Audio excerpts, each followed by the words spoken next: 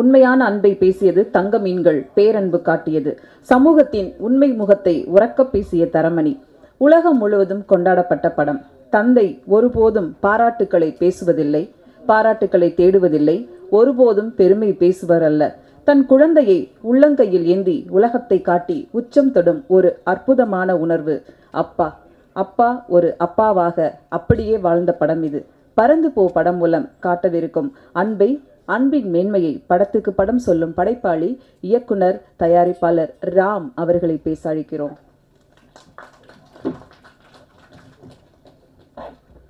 அனைவருக்கும் வணக்கம். நிஜமாகவே என்ன பேசுறதுன்னு தெரில.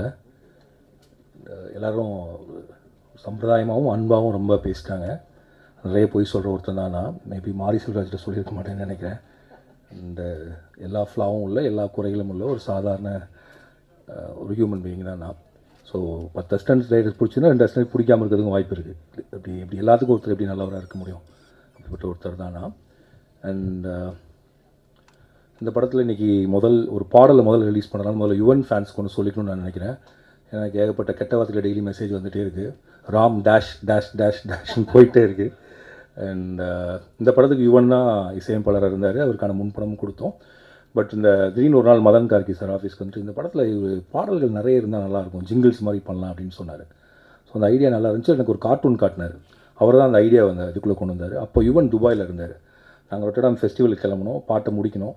பட் அவ்வளோ பாட்டு அங்கேருந்து பண்ணவும் முடியல, என்னால் போகவும் முடியல. அப்போ எனக்கு தெரிஞ்சு கோட் அந்த மாதிரி 2-3 படம் யுவனுக்கு இருந்துச்சு. ஸோ அப்போ யுவன் சொன்னால் நான் பிஜிஎம் பண்ணிடுறேன், நீங்கள் பாட்டு மட்டும் அதை ஜிங்கிள்ஸ் தானே வச்சு பண்ணிக்கோங்க அப்படின்னு சொன்னார். ஸோ அப்போது எங்களுக்கு ஆபத் வந்தவர் தான் சந்தோஷ் தயாநிதி. அண்ட் அவர் எனக்கு ஆனந்த மாதிரி ஒரு பாட்டு கொடுங்கலாம் கேட்காம, இந்த கதைக்கு என்ன பாட்டு அதை நான் பண்ணுறேன் எனக்கு அப்படின்னு சொல்லி தான் நம்ம என்ன கொடுத்தோமோ அதை பண்ணி கொடுத்தாரு. ரொம்ப நன்றி Santhosh. And of course Yuvan fan, நானும் யுவனோட ஃபேன் தான். யுவனை மிஸ் பண்ணுறேன். யுவனுக்கு எனக்கு எந்த கான்ஃப்ளிக்ட்டும் இல்லை. இந்த படத்தில் யுவன் தான் பாட்டு பண்ணலே தவிர நான் பாட்டு பண்ண வேணான்னு சொல்ல. ஏன்னா யுவனுக்கு டைம் இல்லை. ஓகே, அதனால் இனிமேல் இந்த டேஷ்லாம் தூக்கினீங்கன்னா நல்லாயிருக்கும். இது ஒன்று. அண்ட் ரெண்டாவது, இந்த படத்தில் எனக்கு இந்த டேடி ரொம்ப பாவம் எனக்கு ரொம்ப பிடிச்ச பாட்டு. ஏன்னா அது கிட்டத்தட்ட எனக்கு எங்கள் அப்பாவை தோணும். ஏன்னா எங்கள் அப்பா சொல்லிட்டு இருப்பார், அவரோட ஃப்ரெண்ட்ஸ்லாம் கேட்பாங்க போல இருக்குது, தங்க மீன்கள் அதெல்லாம் பார்த்துட்டு, ஏன்ப்பா இவ்வளோ மோசமான அப்பாவா நீ, இவ்வளோ கடுமையாக நடந்திருக்கேன்னு சொல்லி. இந்த படமும் பார்த்துட்டு இருக்கப்போ பார்த்துட்டே இருந்தேன் நான். இந்த பாலாசக்தி ஷாட் வர்றப்போ இதுலேயும் ஏன்டா இப்படி காட்டியிருக்கேன் அந்த அப்பாவன்னு கேட்டார். ஏன்னா எங்கள் அப்பா என்னை எதுவும் திட்டினதில்லை, அடித்ததில்லை, ஏன்னு கேள்வி கேட்டதில்லை. நான் என்ன சொல்கிறேனோ அதை பண்ணி கொடுத்தவர் தான் அப்பா. ஸோ அவருக்கு நான் actually I should say sorry to him. ஆக்சுவலாக எங்கள் அப்பா உண்மையாகவே பாவம் தான், டேடி ரொம்ப பாவம். அண்ட் இந்த பாட்டு அந்த விதத்தில் எனக்கு எமோஷ்னலாக கனெக்டட். அப்போ தான் நான் புரிஞ்சுட்டு, ஒரு ஃபிலிம் மேக்கர் பண்ணக்கூடிய படம் நீங்கள் கொஞ்சம் குடும்ப உறவுகள் இதெல்லாம் பண்ணால் அவங்க குடும்பத்தில் இருக்கவங்களை பயங்கரமாக அது ரிஃப்ளெக்ட் பண்ணுது. பார்க்குறவங்களாம் என் தங்கச்சியை பார்த்து, நீ தானே அந்த தங்கச்சி, என் தங்கச்சி ஏன்டா டே என்ன போய் இவ்வளோ டார்ச்சர் பண்ணி. ஸோ இந்த படத்தில் இந்த டேடி ரொம்ப பாவம். இன்னொரு விதத்தில் யோசிச்சு பார்த்தா நானுமே ஒரு டேடி, நானும் பாவம் தான். ஆக்சுவலாக நான் எங்கள் அப்பாவை எவ்வளோ டார்ச்சர் பண்ணோம் அப்படி தான் என் பையன் பண்ணிகிட்ருக்கான். ஸோ அஃப்கோர்ஸ் டேடி ரொம்ப பாவம். அப்புறம் ஆல் அப்பாஸ் ஆர் லையர்ஸ். இந்த லையர்ஸுங்கிறது பெரும் பொய்கள் சொல்கிறவங்க இல்லை. கண்டிப்பாக 24 மணி நேரம் குழந்தைங்கள்ட்ட உண்மை சொல்லிட்டு இருக்க முடியாது, குழந்தைங்க கேட்குற எல்லாத்தையும் செய்ய முடியாது. So there be lies, sweet lies இருக்க தான் செய்யும். அந்த இடத்துல வரக்கூடிய ஒன்று தான் ஆல் அப்பாஸ் ஆர் லையர்ஸ். அப்புறம் இந்த படம் எளிமையாக எடுக்கப்பட்டிருந்தாலும் அதற்கான பொருட்செலவோட ஒரு விரிவான ஒரு படமாக தான் எடுத்திருக்கோம். இந்த படத்தை என்ன சொல்கிறது, தயாரிப்பதற்கு காரணமானது தயாரித்து கொடுத்த ஜியோ ஹாட்ஸ்டார். இது ஆரம்பிக்கிறப்ப டிஸ்னி ஹாட்ஸ்டார், இப்போ ஜியோ ஹாட்ஸ்டார். அண்ட் ஆமாம், நான் பிரதீப் சார் சொன்ன மாதிரி கிட்டத்தட்ட டெய்லி போவோம், கதை சொல்லுவோம், அப்புறம் வேணான்னு நான் சொல்லிட்டு வந்துடுவேன். அண்ட் ஆக்சுவலாக நான் பிரதீப் சாரை மீட் பண்ணது படம் பண்ணுறதுக்காக மீட் பண்ணல. நரன் என்னோடய ஃப்ரெண்டு. ஒரு நாள் சும்மா அவங்க ஆஃபீஸ் போனப்போ டீ சாப்பிட்றப்ப நீங்கள் எதாவது கதை வச்சுக்கலான்னு கேட்டால் அப்படி பேச ஆரம்பித்தோம். நான் அவர் படம் அப்போ ஆக்சுவலாக நம்ம கதை பேஸ் பண்ணுறப்ப டிஸ்னி ஹாட்ஸ்டாரே ஸ்டார்ட் ஆகலை. நீங்கள் படம் பண்ணுற ஐடியாலே இல்லை. ஐ திங்க் அதுக்கப்புறம் தான் டிஸ்னி ஹாட்ஸ்டாரே ஸ்டார்ட் ஆச்சுன்னு நான் நினைக்கிறேன். ஸோ அப்போ அப்படி பேசி அப்புறம் திடீர்னு ஒரு நாள் லாக்டவுன் அப்போ இந்த கதையை நான் சொன்னப்போ குட்டி சார் ஒரு ஜூம் காலில் தான் கேட்டார். 2-3 கதை சொன்னேன்னு நினைக்கிறேன். குட்டி சார் இந்த கதை பண்ணுவோம் அப்படின்னு சொன்னார். மேபி அவர் எதுக்கு செலக்ட் பண்ணார் இன்றைக்கி தான் எனக்கு தெரிஞ்சது. ஏன்னா அவரும் ஒரு அப்பாவாக ஒரு சின்ன கில்ட்டியோடு இருக்காருன்னு நினைக்கிறேன். நிறைய டைம் ஸ்பெண்ட் பண்ண முடியலன்னு நினைக்கிறேன். ஸோ ஏதோ ஒரு விதத்தில் நிறைய அப்பாக்களுக்கு இந்த படம் பிடிச்சனால, எல்லாருமே அப்பாக்களாக இருந்தனால. But Pradeep sir is bachelor. But இருந்தாலும்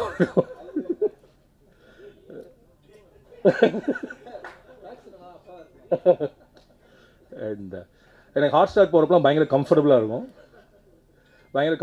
இப்போ நான் மித்த கார்பரேட்குள்ளே போனதில்லை. ஆனால் இங்கே போனால் ஒரு குட்டி சார் எப்போதும் சிரிச்சிட்டே இருப்பார். அவர் மேலே கோவமாக இருக்காரா வருத்தமாக இருக்கலாம், ஆனால் ஆல்வேஸ் ஹி ஸ்மைல்ஸ். நம்மளுக்கு அவரை பார்த்தா ஒரு எனர்ஜி வந்துடும். ஓகே, ஒரு பயங்கர ஹாப்பியான பர்சன் தான். நம்ம கம்ஃபர்டபுள். பாலா சாரை பார்த்தா எப்படி இருக்கணும், அந்த சித்தப்பா பெரியப்பாலாம் இருப்பாங்கல்ல, அவர் குரலுமே அந்த ஒரு பேஸ் வாய்ஸில் இந்த ஊர்லெல்லாம் வந்திருப்பாங்க கிளம்பி, திருநெல்வேலியிலேருந்து அந்த மாதிரி வந்து சித்தப்பா மாதிரியா இருப்பார். And Pradeep sir is like என்ன சொல்கிறது, என்னோட க்ளோஸ் டியூட் படி.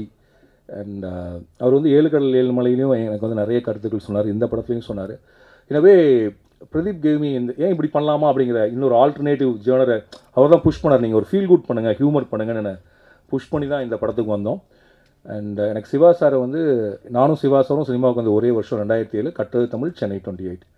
அப்போ இருந்து எனக்கு சிவா சார் தெரியும். அண்ட் நாங்கள் ஒரு படம் ஒன்றும் பல தடவை பேசியிருக்கோம், பட் அதுக்கான கதை இப்போ தான் அமைஞ்சுது. அண்ட் இந்த படத்தில் நடிக்கிறப்ப எனக்கு என்ன தோணுச்சுன்னா, நான் நிறைய ஆக்டர்ஸோடு ஒர்க் பண்ணிட்டேன், ஆனால் சிவா சார் கேமரா முன்னாடி இருக்குங்கிறது தெரியவே தெரியாது. எவ்வளோ பக்கத்தில் வச்சாலும் அந்த கேமராவை பற்றியான துளி பிரஞ்சையும் இல்லாமல் அந்த கான்ஷியஸ் இல்லாமல் பண்ணக்கூடிய ரொம்ப ஈஸியாக பண்ணக்கூடிய ஒரு ஆக்டர். அண்ட் ஆக்சுவலாக அவர் ரொம்ப ஒரு அண்டர் எஸ்டிமேட் பண்ணி அவரை நடிக்கவே மாட்டேன் பிடிவாதம் பண்ணி பல படங்கள் நடிச்சிருக்காருன்னு நினைக்கிறேன். அண்ட் இந்த படத்தில் உண்மையாகவே நான் என்ஜாய் பண்ணேன். அண்ட் கிரேஸ், நான் அவங்களை டான் கூப்பிடுவோம், ஏன்னா she is really a don. She write script, she knows music, she knows to dance. ஒரு பரதநாட்டியத்தில் she did BA. And so இப்போ அவங்க ஸ்கிரிப்டும் எழுதிட்டு இருக்காங்க. அவங்களுக்கு ஹியூமர் ஈஸியாக ஹியூமர் வரும். அண்ட் ஒரு சின்ன ஒரு மிடில் கிளாஸ் குடும்பத்திலேருந்து கிளம்பி வந்து சினிமாவுக்குள்ளே நுழைஞ்சு தனக்கான இடத்த தானே உருவாக்கிட்டாங்க. ஒரு ஹீரோயினுக்குரிய எந்த விதமான என்ன சொல்கிறது, ஹீரோயினுக்கு நம்ம சொல்லக்கூடிய எந்த இதுவும் இல்லாத, ஆனால் முழுக்க தன்னுடைய நடிப்பினால் நம்மளை வசீகரிக்கக்கூடிய ஒருத்தர். நான் வந்து இந்த ஸ்கிரிப்ட் எழுதிட்டு இருக்கப்போ அப்பன் ஒரு படத்தை பார்த்தேன். அந்த அப்பனில் ஒரே ஒரு ஷாட் அவங்க ஓடி வந்து அது ஆக்டிவ் ஆகாது, ஸ்கூட்டர் ஏதோ ஒன்று அதில் பின்னாடி ஏறி உட்காருவாங்க. நான் முடிவு பண்ணேன், இந்த பொண்ணு நடிச்சாலும் அந்த கேரக்டர் கரெக்டாக இருக்கும். பிரதீப் சார்ட்ட சொல்லி எல்லாம் சண்டை போட்டு இவங்க தான் கிட்டத்தட்ட அதுக்கு ஒரு 4 மாதம் நான் வெயிட் பண்ணேன் சார் இவங்களை ஓகே பண்ணுறதுக்கு. ஸோ இப்படி அப்புறம் இந்த பையனை தேடுறதுக்கு வந்து நாங்கள் முதல்ல ஒரு பையனை சரி பண்ணிட்டோம். அப்புறம் தேடி அப்புறம் இவன் கிடச்சான். பிரதீப் சார் என் பையனை நடிக்க வைக்கணும்னு சொல்லிட்டு இருந்தார். எனக்கு அவன் வேறு படத்தில் வேணாலும் நடிக்கலாம், என்னால் என் பையனை டைரக்ட் பண்ண முடியுமான்னு தெரியல. அப்புறம் ரொம்ப செல்ஃபிஷாக ஆகிடுமோ நம்மளுக்கு ஒரு இது வேறு. அண்ட் அப்புறம் கண்டிப்பாக இப்போ இன்னொரு பையன் நடித்தானா மலையில் இருந்தலாம் சொல்லலாம், நம்ம பையன் நடிக்கிறப்ப அவன் என்ன சொல்லுவான் நம்மளன்னு தெரியாது. ஸோ அண்ட் மித்துல், அன்பு, நாங்கள் அன்புன்னு தான் கூப்பிட்றோம். அண்ட் வந்து ஒரு என்ன சொல்கிறது, அவனுக்கு நாங்கள் ஓட சொல்லி கொடுத்தோம், ஸ்விம்மிங் பண்ண சொல்லி கொடுத்தோம், வேவ் போர்டு ஓட்ட சொல்லி கொடுத்தோம், ஃபுட்பால் ஓட சொல்லி கொடுத்தோம், நடிக்க சொல்லி கொடுக்கல. அது தானாகவே வந்துச்சு அவனுக்கு. And is very easy. அவன் ஆக்சுவலாக இப்போ நித்தேஷ்னு ஒருத்தர் இருக்கான், அவன் நடிக்கணும்னு ஆசை அவனுக்கு. அவனுக்கு சீன் நடிச்சு காட்டணும், இல்லை இது ரொம்ப கிரிஞ்சாக இருக்குது நான் பார்த்துக்கிறேன் அப்படின்றான். ஸோ அந்த மாதிரி லைக் வெரி ரொம்ப நல்லா பண்ணான்.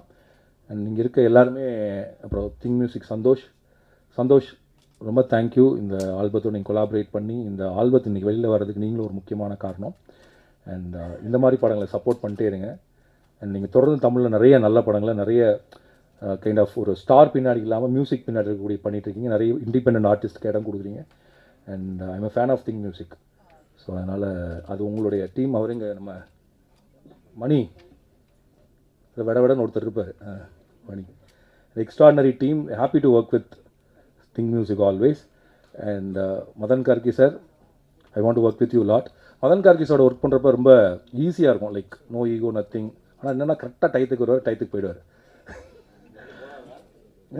அது போதாத, ஏன்னா பிகாஸ் ஈ ரன்ஸ் ஒரு அது சரி அதை வரைய சொல்லுவார் நினைக்கிறேன். Is doing a dream project. So அதுக்காக வேலை பார்த்துட்டு இருக்காரு. அதுக்கு நடுவில் வந்து, ஆனால் அதுக்கு நடுவில் நான் டார்ச்சர் பண்ணி இப்போ டெய்லி ஒரு பாட்டு மாற்றிட்டே இருக்கேன், லிரிக்ஸை இதை மாற்றி கொடுங்க சார், அதை மாற்றி கொடுங்க சார்னு சொல்லிட்டு. Thanks Madan sir. அண்ட் மைனா, இந்த ரஞ்சித் சொன்னார் இந்த படத்தில் இவங்க அறிமுகமாகறாங்க. இவங்க வந்து கூழாங்கல்ல அசிஸ்டன்ட் டைரக்டர் வேணி, இப்போ வினோத்ராஜ் கூழாங்கல்னுடைய அசிஸ்டன்ட் டைரக்டர். அதில் அவங்க நடிக்கணும்னு ஆசை. ஸோ இப்போ இந்த படத்தில் நடிச்சிருக்காங்க. எனக்கு தெரிஞ்சு இவங்க நிறைய படங்கள் நடிப்பாங்கன்னு நம்புகிறேன். ரொம்ப இவங்களும் இந்த பையன் மாதிரி தான். She is very easy before the camera. She acts like just like that நடிக்கிறவங்களா இருப்பாங்க. பொறாமையாக இருக்கவங்களெல்லாம் பார்த்தேன். ஆக்சுவலாக இந்த செட்டில் நான் ரொம்ப ரிலாக்ஸ்டாக இருந்தேன். ஏன்னா இந்த செட்டில் எல்லாருமே நடிகர்களாக இருந்தாங்க. ஸோ நம்ம வேலை ரொம்ப கம்மியாக இருந்துச்சு, லைக் ரொம்ப சிம்பிள் ஸ்டேஜிங் பண்ணி எடுத்துகிட்டா போதுங்கிற மாதிரி இருந்துச்சு. நான் இனி யாராவது விட்டேன்னா மிஸ்கின் சார் சொல்லணும் கடைசியாக. அண்ட் மிஸ்கின் சார் என்னை பற்றி ரொம்ப பெரிய வார்த்தைகள்லாம் சொன்னார். இங்கே இருக்கவங்க சொன்ன எல்லா வார்த்தைகளும் அது என்மேல் உள்ள பிரியத்துலையும் அன்புலையும் சொன்ன வார்த்தைகளே தவிர அதை அப்படி எடுத்துக்கிறது தான் கரெக்டுன்னு நான் நினைக்கிறேன். அண்ட் என்ன அருண் விஸ்வா, அவர் இன்னைக்கு அவன் கிளம்பி போயிட்டான். என்னோடய அசிஸ்டன்ட். அவனோட படம் 3 BHK வந்து எங்களுடைய படத்தன்னைக்கே தான் ரிலீஸ் ஆகுது. 26ஆம் தேதி ஆடியோ லான்ச். காலையில் அவங்களோட ஆடியோ லான்ச், சாயங்காலம் எங்கள் ஆடியோ லான்ச். 2 ஆடியோ லான்ச்சுக்கும் உங்களை எல்லாத்தையும் வர்ற மாதிரி வரணும்னு சொல்லி நான் இன்வைட் பண்ணுறேன். காலையில் சத்தியமில், ஈவினிங் க்ரீன் பார்க், மார்னிங் அங்கே பார்ப்போம், ஈவினிங் எங்கள் இதில் பார்ப்போம். So 3 BHK and Paranthupo it's like ரெண்டுமே என் படம் தான். எப்படி வாழையும் கொட்டுக்காளியும் வந்தப்போ எனக்கு ரெண்டுமே ஐயோ ஒரே நாளில் வந்துச்சுன்னு இருந்துச்சோ அதே மாதிரி ரெண்டும் எனக்கு பிடிச்ச படம். இந்த படமும் அந்த மாதிரி. அண்ட் எல்லோரும் 5 வருஷம் ஆயிடுச்சுன்னு சொல்கிறாங்க. மிஸ்கினனுக்கும் 5 வருஷம் ஆயிடுச்சு, 6 வருஷம் ஆயிடுச்சு. கடைசியாக சைக்கோ அதில் நான் இருந்தேன். அதுலேருந்து அவருக்கும் படம் வரல, எனக்கும் படம் வரல. படம் வரல, ஏன்னா ரிலீஸ் ஆகலை. ஆனால் அண்ணன் பேசி நடித்து அதை ஃபில் பண்ணுறாரு. சூப்பர். அண்ட் அண்ட் எனக்கு எப்போல்லாம் ஒரு மன தளர்ச்சி இருக்குமோ, இல்லாட்டி ஒரு கண்டிப்பாக டைட்னஸ் இருக்கும் நம்மளுக்கு, இது அந்த பிரச்சனையை எப்படா ஃபேஸ் பண்ணுறது, ரொம்ப டிப்ரெஸ்டாக இருக்கப்போ நான் வந்து போகிற இடம் வந்து மிஸ்கின் ஆஃபீஸ். அவர் பார்த்தா எனக்கு வந்து திடீர்னு தெரியல ஒரு உற்சாகம் வந்துடும். ஏன்னா கொஞ்சம் எங்கள் தாத்தாவோட சாயல் இருக்கும். தாத்தானா வயசில் சொல்ல, சாயலில் அந்த பெரிய ஒரு பலூன். எங்கள் தாத்தா எனக்கு சின்ன வயசு ஞாபகம் இருக்கு. இல்லை பலூன் தூக்கிட்டு எனக்கு நல்லா ஞாபகம் இருக்குது. பலூன் எடுத்துட்டு எங்கள் தாத்தாவை தருவாங்க. அந்த தாத்தாவோட ஞாபகம் அப்படியே இருக்குது. இவரை பார்த்தா எனக்கு அவர் அந்த பலூன் கொண்டு வந்து அந்த தாத்தா மாதிரியே இருக்கும். அண்ட் அவர் நல்லா ஹக் பண்ணுவார், உங்கள் கையை பிடிச்சிக்குவார். அந்த ஒரு பாடி டச், அந்த அவர் கொடுக்கக்கூடிய அந்த உடலின் சூடுங்கிறது உங்களுடைய இதுலேருந்து கொடுக்கும். அதே தான் Siddharth is my close friend. And இப்போ மிஸ்கின் அண்ணன்கிட்ட ஒரு மாதிரினா சித்தார்த்தை வந்து நம்ம எப்போ வேணாலும் கால் பண்ணாலும் ஃபோன், எனக்கு தெரிஞ்சு நான் ஃபோன் பண்ணால் ஃபோன் எடுக்கிற ஒரே ஆர்டிஸ்ட் அடுத்த கால் சித்தார்த் நினைக்கிறேன், நெக்ஸ்ட் கால். அண்ட் ஒரு ரொம்ப பெரிய பிரச்சனை உடனே கிளம்பி வரக்கூடிய அளவுக்கு ஒரு நண்பர். அண்ட் எல்லா படத்துலையும் நான் வந்து பாடுங்கன்னு சொன்னால் வந்து பாடிட்டு போகிறதுக்கு அதுவும் ஒரு காரணம். அண்ட் மாரி செல்வராஜ், ரஞ்சித், மீராவோட ஹபீபி நான் பார்த்தேன் தமிழ் சினிமாவில். நான் இது உண்மையாகவே சொல்கிறேன், அன்பு பிரியத்தினெல்லாம் சொல்ல. அப்படி ஒரு இஸ்லாமிய வாழ்க்கையை, இஸ்லாமிய ஊரை இது வரைக்கும் யாருமே காட்சிப்படுத்தவே இல்லை. ஹபீபி வர்றப்ப தமிழின் முதல் தமிழ் இஸ்லாமிய படமாக அது இருக்கும். அண்ட் அதை பிரித்து சொல்கிறது வந்து அவங்களை பிரித்து சொல்கிறதுக்காக சொல்ல. ஏன்னா அப்படி ஒரு ஸ்லாங் இருக்குது, அப்படி ஒரு லைஃப் ஸ்டைல் இருக்குது. அவங்க தமிழை இந்த மொழியில் பேசுவாங்கிறதே அவங்களுக்கு தெரியாது. ஸோ கிட்டத்தட்ட அவர் ஊரில் இருந்து, எனக்கு தெரிஞ்சு மீராவுடைய பெஸ்ட் அண்ட் ஃபஸ்ட் ஃபிலிம் தான். அவர் ஊரில் அவர் வாழ்ந்த வாழ்க்கையிலேருந்து ஒரு படத்தை எடுத்துகிட்டு வந்துட்டார். அண்ட் அது மீரா வந்து ஆக்சுவலாக ட்ரெய்லரே அப்படி சொல்லலாம். மீரா இஸ் டேக்கிங் அவரோட ஊரை நமக்கு அறிமுகப்படுத்தி வைக்கிறார். அதுதான் ஹபீபி. அண்ட் ஹபீபி நம்ம எல்லார் மனதையுமே அப்படியே என்ன சொல்கிறது இணக்கமாக நம்மளை கொண்டு போவோம். And it will introduce a new slang, new lifestyle to Tamil cinema. Thank you Meera for Habibi. And so Meera அதனால சொன்னேன், இன்னும் நிறைய நல்ல படங்கள் நான் பார்த்துருக்கேன், அது தொடர்ந்து வரும்னு நான் நினைக்கிறேன். அண்ட் மிஸ்கின் நான் thank you sir, Bala sir, Kutty sir, Pradeep sir, marketing ma'am, Abhilasha ma'am, and வந்திருக்க எல்லாத்துக்கும் நன்றி. அண்ட் மீடியாவுக்கு ரொம்ப நன்றி. And thank you. இதுக்கு மேலே வேறு ஏதாவது சொல்லணுமா? இங்கே அண்ணன் இங்கே போயிட்டாரா? சரி, சுரேஷன் போயிட்டார். என்னுடைய நெருங்கிய கூட்டாளி, 7 கடலை 7 மலையோட தயாரிப்பாளர். அவர் எந்தளவுக்கு பெருந்தன்மைனா 7 கடலை 7 மலை எடுத்துட்டோம், பட் அதை ரிலீஸ் பண்ணுறதுக்கு சில சிக்கல்கள். ஆக்சுவலாக நாங்கள் ஜனவரி பிளான் பண்ணியிருந்தோம், மார்ச்சில் பிளான் பண்ணியிருந்தோம். நான் சொல்கிறேன், மார்ச்சில் பிளான் பண்ணியிருந்தோம். அண்ட் பட் அது சில விஷயங்களால் அதை ரிலீஸ் பண்ண முடியல. அதனால் நாங்கள் பறந்து போக்கு ப்ரொமோஷனே பண்ணாமல் வச்சுருந்தோம். அந்த படம் வந்ததுக்கப்புறம் அதில் ட்ரெய்லர் லான்ச் பண்ணலான்ட்டு. ஸோ பறந்து போன்னு ஒரு படம் எடுத்துருக்கேங்கிறது வெளில சொல்லாமல் வச்சுருந்தோம். அப்புறம் அண்ணன் சொன்னார், மார்ச்சில் என்னால் முடியல, நீங்கள் பறந்து போ கொண்டு வாங்க, அப்புறம் நான் வரேன் அப்படின்னு சொன்னார். இதை எல்லா ப்ரொடியூசரும் சொல்லுவாங்களான்னு எனக்கு தெரியல. ஒரு பிரதராக, நண்பராக, ஒரு கூட்டாளியாக இருக்கிறனால அதை சொன்னார். அவருக்கு ரொம்ப நன்றி. அண்ட் அதுக்கப்புறம் இந்த படத்தினுடைய எடிட்டர் முதல்ல பேசினார், விஎஸ் மதி. அவர் டைரக்டராகவும் வந்தான். என் கூட வந்து பேரன்பு வந்து சூரிய பிரதமன் தான் எடிட்டர், வாழைக்கும் சூரிய பிரதமன் தான் எடிட்டர். அவனும் என் அசிஸ்டன்ட் தான். அவன் கடைசியில் டைம் இல்லாதப்போ செல்வத்தில் ஃபோன் பண்ணிட்டு, எனக்கு யாராவது ஒருத்தர் வேணும், இந்த ஏதோ ஒரு கியூபுக்கு கொண்டு போனுங்கிறாங்க, கொண்டு போனுங்கிறப்போ ஒரு பையன் இருக்கா சார் அனுப்பி விட்டான். அப்போ மதி வந்தான். அன்னையிலேருந்து இன்றைக்கி வரைக்கும் என் கூடயே தான் இருந்துட்டுருக்கான். அவனுக்கு கல்யாணம் ஆகிடுச்சு. முதல்ல அவங்க அப்பா கேட்டார் எப்போ சார் படம் வரும்னு. அப்புறம் அவங்க அம்மா கேட்டாங்க, இப்போ அவங்க மாமனார் கேட்டாங்க, அப்புறம் ஒய்ஃப் கேட்டாங்க. படம் வருது, அவங்க அப்பாட்ட சொல்லிடுங்க, ஜூலை 4 அவர் மருமகன் எடிட் பண்ண படம் வருது. மதி தேங்க்யூ. மதி இல்லாமல் லைக் இந்த 4 வருடங்கள் தாண்டி இருக்காது. மதி தான் லைக் இந்த படத்துடைய கிட்டத்தட்ட இன்றைக்கி நைட் ஃபுல்லாக தூங்கலை. ஏன்னா இங்கே ரிலீஸ் பண்ணுறது எல்லாத்தையும் தான் ரெடி பண்ணோம். அதனால தான் கண்ணு வந்திருக்கு, மற்றபடி வேறு எதுவும் இல்லை. மாதிரி thank you. And cameraman sir Ekambaram sir. And Ekambaram sir இன்றைக்கி இல்லை, ஷூட்டில் இருக்கார். வழக்கம் போல் எல்லா கேமராமேன் பிஸியாக இருக்க மாதிரி தான் அவரும் இருக்கார். அதனால் கலர்லாம் நம்மளே பண்ணிக்கிறோம் டிவிலாம். அப்புறம் இந்த படத்தை ஜூலை 4 திரைக்கு கொண்டு வரக்கூடிய ரோமியோ பிக்சர்ஸ் மிஸ்டர் ராகுல், அவருக்கு படம் ரொம்ப பிடிச்சிருந்துச்சு. இது வரைக்கும் என் படத்துக்கு வந்து ஒரு பெரிய ரிலீஸ் அப்படிங்கிறது கஷ்டப்பட்டே இருப்பேன். ஃபஸ்ட் டைம் என் கூட ஒரு கரெக்டாக ரிலீஸ் பண்ணக்கூடிய ஒருத்தர் கிடச்சிருக்காரு. And I hope you will take the proper theatres, will come to the proper screen நம்புகிறேன். அண்ட் அவர் அது மட்டும் இல்லாமல் அவர் இந்த படத்தை பார்த்துட்டு கொடுத்த வேர்ட்ஸ், அவர் கொடுத்த சப்போர்ட், அதுக்காக அவர் எடுத்துக்கிட்ட அந்த எக்ஸ்ட்ரா எஃபர்ட், அது எங்கள் எல்லாத்துக்குமே ஒரு புதிய உணர்ச்சியை கொடுத்துச்சு. அண்ட் இதுக்கெல்லாம் தாண்டி இந்த படத்தினுடைய மிக முக்கியமான இன்னொரு ப்ரொடியூசர், என் அசிஸ்டன்டோட friend mister GK bros production. அவங்க 3 பிரதர்ஸ், அவங்க 3 பேர் தான் இந்த படத்தை தியேட்டருக்கு கொண்டு வராங்க. அவங்களுக்கு என்னுடைய நன்றி. அண்ட் இதெல்லாம் தாண்டி நான் ஏதாவது சொல்ல தான் மன்னிச்சுக்கோங்க. அதோட முக்கியமாக அஞ்சலி வரப்போ அஞ்சலி சொல்லிக்கலாம். தங்க மீன்கள்லேருந்து என்னுடைய படத்தில் உதவி இயக்குனராகவும் இல்லை இந்த மாதிரி நிகழ்ச்சி நடக்கிறப்ப என் கூட வந்து நிற்கிற அமுதோன் கருப்பையா, அஞ்சனா கிருஷ்ணகுமார் அண்ட் அதுக்கப்புறம் இந்த படத்தில் வேலை பார்த்த என்னுடைய எல்லா அசிஸ்டன்ஸ் அனைவருக்கும் நன்றி. நன்றி, வணக்கம். ஃபோட்டோ எடுக்கணும். தேங்க்யூ. ஒரு நல்ல அழகான மாலையில் ஐயோ, அதான் சொல்லிட்டு இருந்தீங்க. நான் உங்களை பார்க்கல, நான் இங்கே இருட்டில். யாருண்ணா? உங்களுக்கு எனக்கா? தானு சார் எனக்கு தரமணிக்கு அப்புறம் சுரேஷன் அறிமுகப்படுத்தி தான் தானு அறிமுகம். அவர் வந்து நான் சில சமயங்கள் ஒன்று தோணும் நம்மளுக்கு வந்து இவர்கிட்ட வந்து நான் ஆறு கதைக்க சொல்லியிருப்பேன், அவங்கள்ட்ட சொல்லியிருப்பேன்.